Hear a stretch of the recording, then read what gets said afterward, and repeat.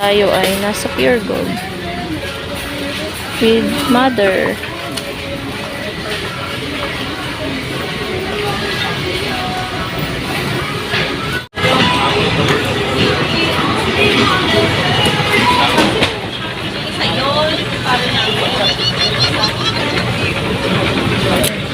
Nagpapa-boneless ako guys ng bangus. Ayun si mother o nakikiusisa. The next day. Hello mga kasari, good morning. So, fresh na po ang ating face. Tayo po ay nakapaghilamos na and then nakapagpatong na ng and lipstick. So, mga kasari, so for today's video ay magpa-price update na tayo sa mga pinamili namin ni mother. So, good morning to kasi guys, hindi na ako nakapag-vlog kahapon pag-uwi. Sobrang pagod. Dami naming pinamili, tapos pag-uwi nagpahinga lang ng konti. Actually, wala nga pahinga. Nag-display agad ako. Kasi gusto ko guys na hindi nakatambak yung mga pinapamili namin or mga napamili namin, gusto ko display agad.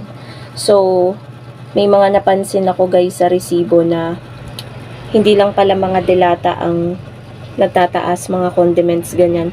Pati na rin po ang mga biskwit ay matataas din po ang puhunan. Yung mga tag 63, 60, ganyan. Sa iba pa lang tindahan, 9 pesos na yon. Ako, 8 pesos pa din. Meron pa rin akong biskwit na mga 8 pesos. Sabi nila wala na daw silang mga tag 8. Nabasa ko lang guys yun sa comment section. So, ang baba pa pala ng bentahan ko. Akala ko overpricing na ako kasi may mga iba na naghahanap pa rin ng tag 7 pesos na biskwit. Sinasabi ko na lang, ay wala na po akong tag 7 pesos na biskwit. So, ayun po mga kasari, magtitimpla lang po ako ng kape and balikan ko po kayo. So, eto na mga kasari. Eto na ang ating price update. Eto ang resibo ng mga pinamili po namin kay Pure Gold kahapon. Bali, naka-ano po kami mga kasari, naka 3,255.30. Syempre, kapag lagi tayo namimili kay Pure Gold, lagi nating dala-dala ang ating aling puring card. Dahil sayang guys yung points. Hindi ko nga lang makita na guys sa monitor nila kasi bago na daw yung sa system nila. Makikita mo daw kung magkano na yung naipon mong points sa Pure Gold app. Kaso binura ko yung Pure Gold app ko kasi puno na yung ito ng cellphone ko. So, kaya hindi ko siya makita kung magkano na. Kasi medyo matagal na rin nung last na nag-redeem ako. Pero punta na tayo guys dito sa topic natin.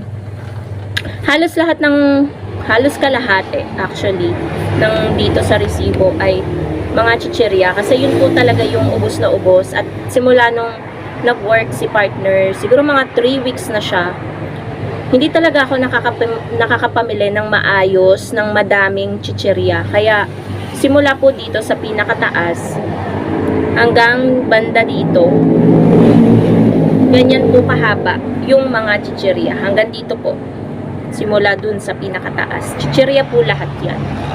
And, eto, update ko lang kayo mga kasari, yung piatos na barbecue flavor, parang ang taas niya. Dito sa resibo, ano na po siya, 16.85. Pero ang bentahan ko pa rin po syempre ng piatos is 20 pesos. Tapos, eto yung, halos mag 8 pesos na yung puhunan. Maliliit na chichirya lang po yung tinitinda ko ngayon. So, yung chippy na pula, 7.55 na po. 10 pesos na po lahat yung bentahan ko. Kahit pa man po ang puhunan nasa 6.25, 6.55, 10 na po lahat. Para hindi na rin po nakakalito. Medyo tumahol lang po ang mga aso. Snapu, 7.40. Clover, 7.95. Kung ira-round up mo, 8 pesos na talaga yung puhunan ng clover. So, ayan po. Hindi ko na po ang ingay ni Bebang. Ayan. Alam ko na kung anong tinatahulan ng aking mga alaga. May pusa sa labas. Alam nyo naman, number 1 na kaaway yan ng mga alaga nating aso. So, dito tayo. Eto guys, yung pinagtatalunan sa comment section. Wala na daw silang tago-8. Pero ako, ang dami ko pa rin tago-8 na biskwit. Like yung kombi ko, kahit ang mahal ng puhunan, nasa 60 plus na din. 8 ang bentahan ko. Okay pa naman siya, kaso maliit lang yung tubo. Nasa 1 point something tubo sa isang biskwit. Alam ko, 9 na daw yan sa iba. Tapos, ito, bingo. Nakita ko yung bingo na orange. Ito. Ang puhunan na nito ay 63.80. So, halos 64 pesos na. Bentahan ko rin po nito is 8. Kailangan ko na siguro talagang magtaas. Kasi kahapon, nung namili kami ni Mother, hindi naman libre yung pamasahe. Magkano yung pamasahe namin? 54 papunta, 54 pa uwi. Nag-tricycle pa kami, 30 pesos. So, magkano yun? Nasa 100 plus yung nagastos namin sa pamasahe.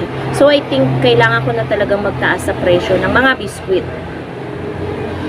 Yun lang naman na ang puhunan ay nasa 60 plus. Pero yung mga 59, 58 na ganong puhunan, parang wala na nga 58 eh. Parang nasa 60 na rin. So, 8 pa rin sila. Like yung mga Hansel, Skyflakes, ayan, pwede pa naman sila sa 8. Pero yung mga 64, 65 na yung 63, tingin ko kailangan ko na siyang gawing 9 pesos. Comment nga kayo mga kasari kung ano yung tamang pagpepresyo. Kung okay lang ba na 9 pesos na yung combi, tsaka yung bingo na orange. Tapos, yung Bear Brand na 8 peraso, yung swak, 89.60 na yung puhunan. Tapos yung mga Copico Blanca, 135.75. Tapos may nabili ako na bagong flavor, matcha latte ng lava cake. Ang mahal pala niya. Hindi pala siya kapresyo ng mga lava cake na chocolate, ng kung ano pang flavor. 95.75. So, ibebenta ko siya ng 12 pesos each. Actually, tinikman ko pa nga ng isa. So, wala ng tubo. Tinikman ko kahapon. Ayun, masarap siya. Pwede sa mga dalagita na gusto ng matcha. So, coffee ko nga, 135.75. Yun na pala lahat ang puhunan ng coffee ko. 135.75. Medyo malaki na rin talaga ang itinaas. Dati, magkano lang yung puhunan ng coffee ko? Nasa 99 lang yung isang ganun. Kaya dati, ang unang bentahan ko yata ng coffee ko, yung mga twin pack, is 12. Kasi nasa 99 lang, 97, 98 yung puhunan niya dati. Pero ngayon, tingnan nyo naman, oh. After 7 years, 135.75 na siya. 16 pesos po ang bentahan ko ng mga kape. Tapos, yung Chucky, 23.40, yung 180 ml. Ang bentahan ko na po nito is, gagawin ko na po siyang 30. Kasi 28 lang po ako dito. Yung mga Chucky po nagsisitaasan din. Parang yung bili ko dito nung nakaraan sa may Pure Gold silang, parang mas mataas naman doon. Dito sa 23.40. Eh, nabalitaan ko pa ngayong June, tataas singil daw ulit sa kuryente. So, mag-price increase na tayo mga kasari. Gagawin ko ng 30 yung Chucky ko na 180 ml. Kasi yung Chucky na maliit, tumaas din po eh. Yung ganyan, 110 ml. 13 something lang siya eh. 14.30 na yung puhunan. Kaya ginawa ko na po siya dito sa resibo na 19 ang bentahan ko. Kahapon lang, 'di ba 18. Tapos ngayon, 19 na yung bentahan. Ang bilis talaga magbago ng presyo. So, doon may tubo po ako na 4.7. Tapos dito naman tayo guys sa konting delata na pinamili namin na halos sardinas. Nagdagdag ako ng isang klase ng sardinas, yung Youngstown. Ang presyo ko sa kanya is 29. Kasi yung puhunan po ng maanghang, 24.35. Ginawa kong 29. Tapos yung hindi naman maanghang is 24. Para meron naman po ako at least 5 pesos na patong sa Ligo size na sardinas. Youngstown. Kasi nung nakaraan may naghahanap po talaga, kaya madalas na rin siyang hanapin sa akin. Kaya nagdagdag na rin ako. Kumuha ko ng tag 2 maanghang, 2 hindi. Itatry ko lang. Kung maubos, di mamimili ako ulit. Tapos yung 555 sardines, 24. Ang bentahan ko nun, 30. Hindi siya katulad ng Youngstown kahit magkapresyo.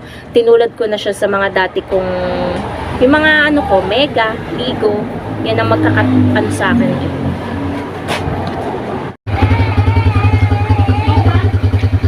Tapos bumili din po ako mga kasari ng Saba Squid. Medyo matagal tong nawala sa akin pero mabili ito guys. Masarap daw kasi yung Saba na squid. 53.05. Medyo pricey po talaga siya. Nagpatong po ako ng 15% kaya ang pinatakan ko ay 60 something. So inexakto ko na lang na ang bentahan ko ay 60. Alam niyo naman mahal po talaga ang squid. Tapos ito talaga, totoo talagang nagtaas na ang Argentina corn beef. Ito yung pangalawang bili ko na ito ang presyo. 36.50 na po yung 150 grams na corn beef Argentina. So nagpatong din po ako ng 15%.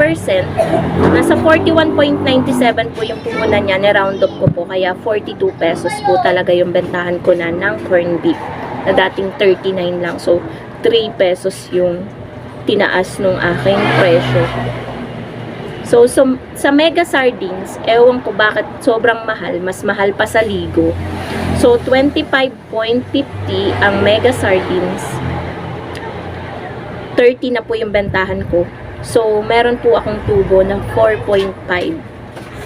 Yan po ang nag-price increase. Nag-price increase din po ang Del Monte Pineapple Juice in Can, yung ACE. 220 ml, 32.50 na po. Dati 35 lang bentahan ko niyan, pero ngayon hindi na siya pwede, 'di ba?